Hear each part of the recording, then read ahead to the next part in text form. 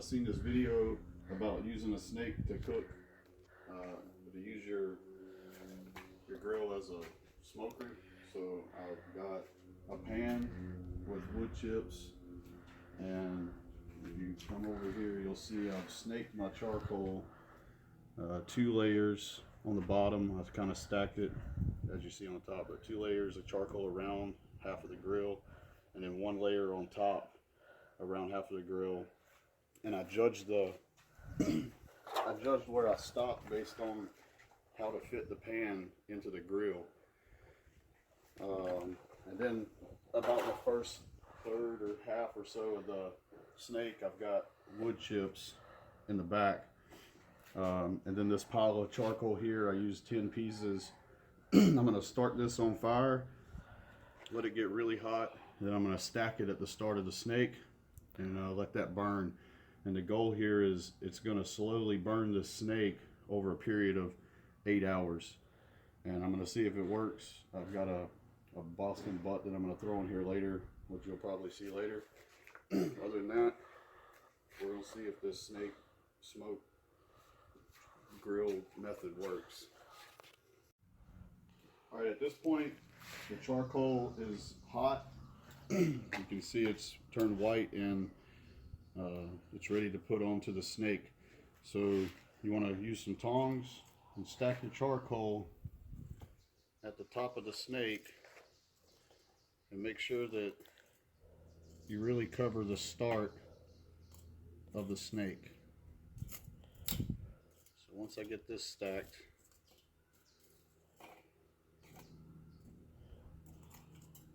you gotta be pretty, but you want it to be hot around the start of the snake. Maybe put a piece near the wood, kind of get some smoke going.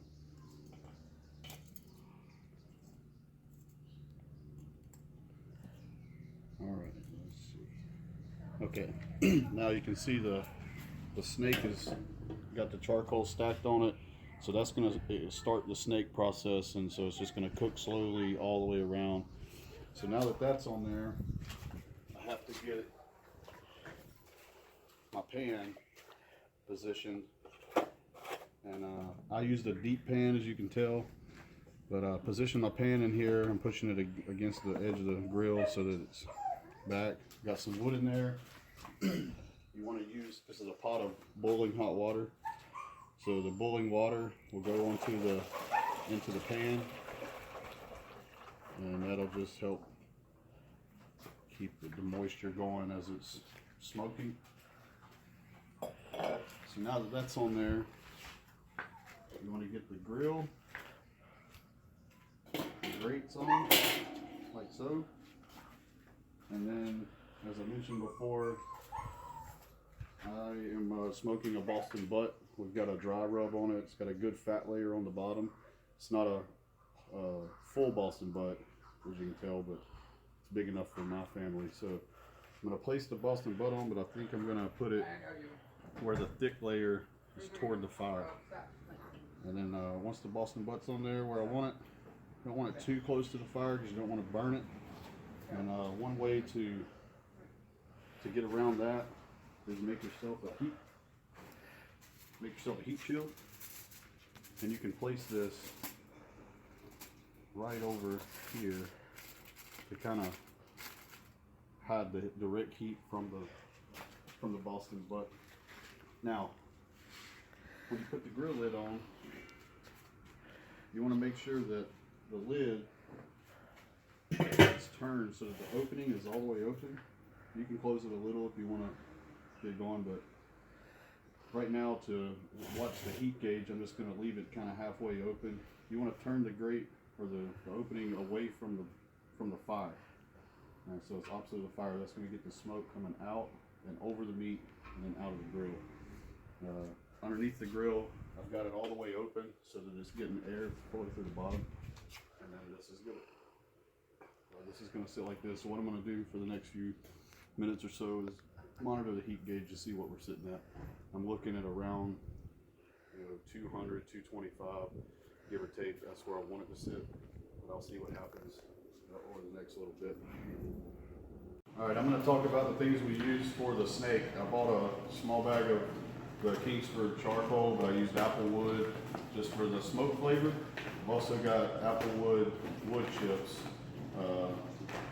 The bag is about $5. This is about $3, $4. So here is around about $10. That's to include the metal pan that you've seen out there. So you know, $10 will get you the stuff to start the snake, and then the Boston butt was around $12 to $15. Some can get a little bit more expensive depending on the weight, but the one we got is around $12, $13 Boston butt. And so went out and checked the grill just now, and it's right at 200 with the vent halfway open, and I'll continue to check that thing as the day goes on, and keep you updated on the time that thing actually cooks. Other than that, in the kitchen I got a barbecue sauce that's homemade.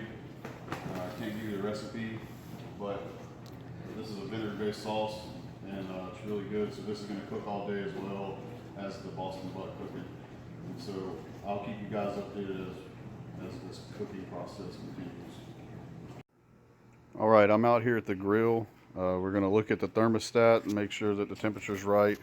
And if you look at it, it's just below the 250 mark, which is hotter than what I want, but this thing is directly on top of the fire.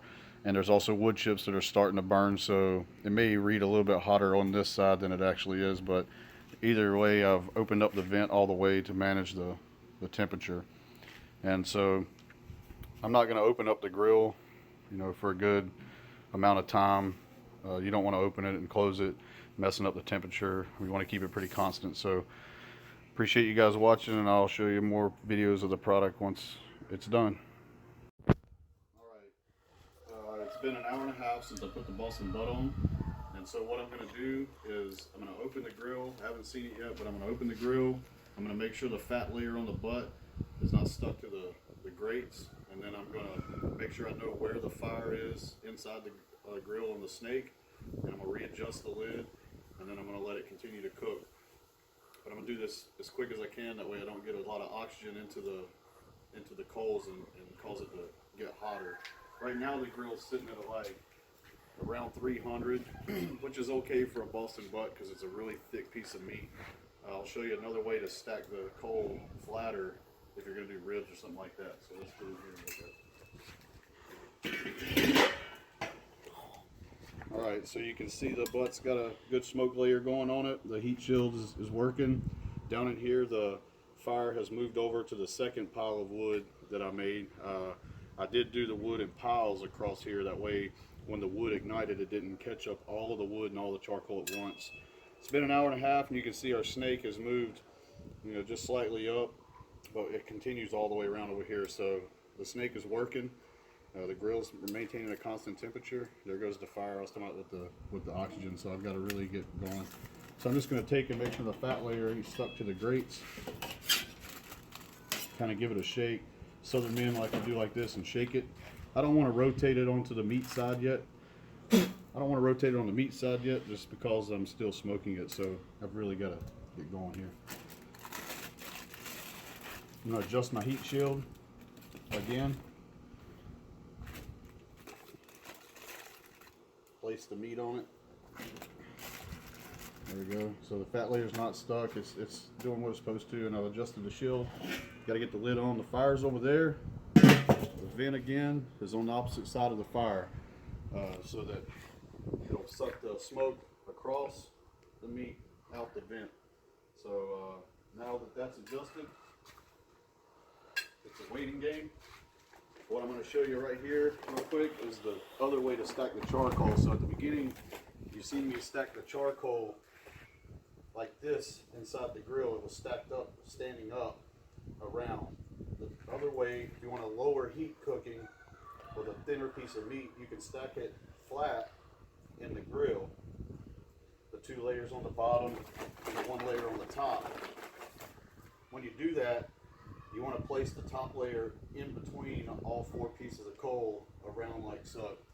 And that'll spread out your charcoal more, and it'll drop the heat down if it's a rack of ribs you're smoking or whatever the case is. So I'm going to continue to update this, and and we'll see what happens at the end of it. All right, we're 3 hours into the cook. I'm gonna check the Boston butt, and I'm also gonna add the secret sauce on it. But let's get in here and see where we're at. All right, it's got a good smoke layer.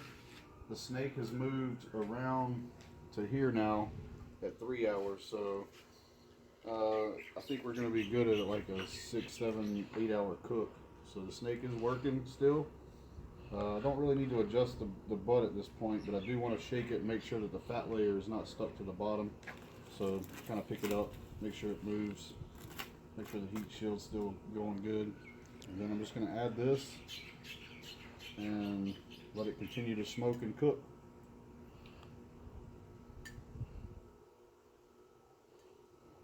This recipe was given to me by my father-in-law after I was with his daughter for a long time and had a bunch of grandkids, so don't ask me for the recipe. I can never break secrecy on it.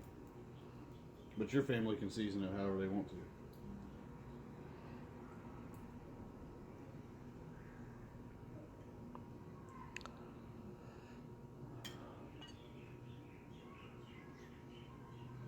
So after this, I'll let this cook for a while, and then there's one more step to cooking the butt, and that's I'm gonna have to take it off here, put it in tin foil, put it back on, and so I'll show that clip here in a little while once I get to that point, probably in another hour and a half.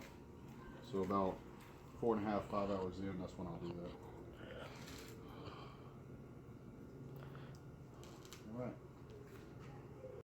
All right, we're 4 hours into the cook. I'm gonna take this thing off. I'm gonna put it in aluminum. I'm gonna put it back on the grill.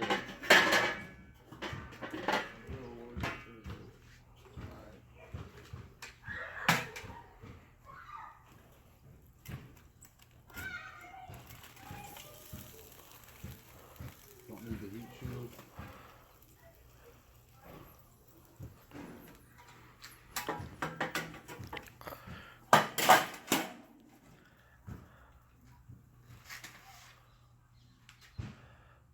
That hour of cooking, let the barbecue sauce kind of caramelize on top of it.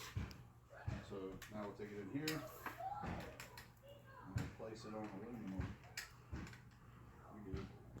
Alright, now I'm going to place it on aluminum. What I've done is I took 2 pieces of aluminum and connected them together. If you don't know how to do that, I don't know why you're cooking, but I've put them in a crisscross pattern so that I can take the butt, put it in the middle, and then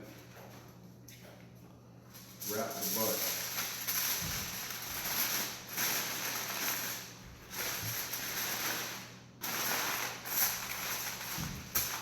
Once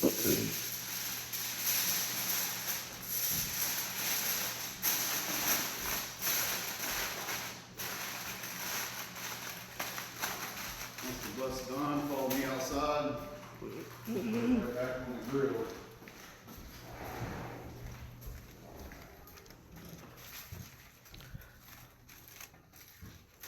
Before you don't need the heat shield, just place it on the grill.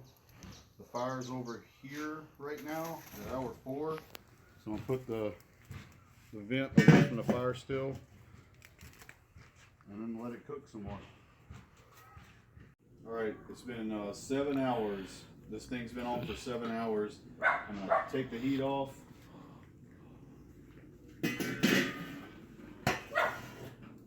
I'm gonna remove the Boston butt. I'm gonna take it inside.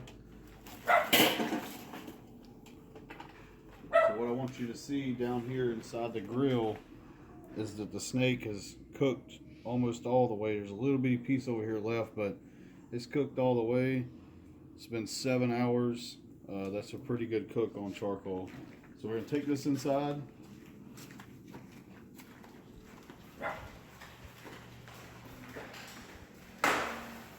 And we're gonna let this sit here and rest for 10 minutes or 15 minutes.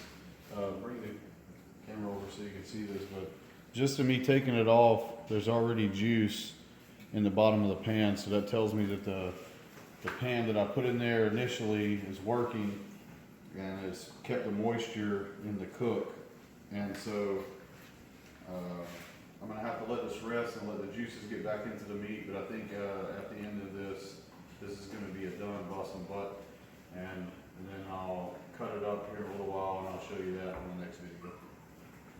All right, it's been sitting for about 5-6 minutes. I would let it sit longer, but my family won't let me. We're gonna open it up. There's a lot of juice in the bottle.